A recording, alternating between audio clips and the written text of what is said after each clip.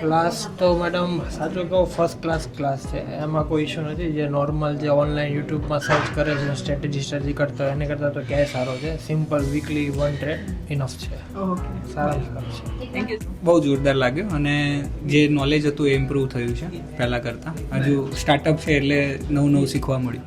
आज का क्लास आपको कैसा लगा? बहुत अच्छा लगा.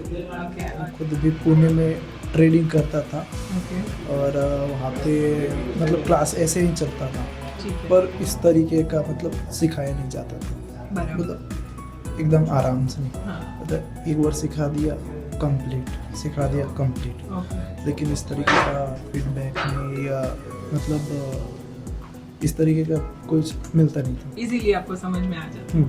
ઠીક. ભાઈ કેવો લાગ્યો તમને આજનો માસ્ટર ક્લાસ? સરસ. ઓકે, અને શું જાણવા મળ્યું નવું?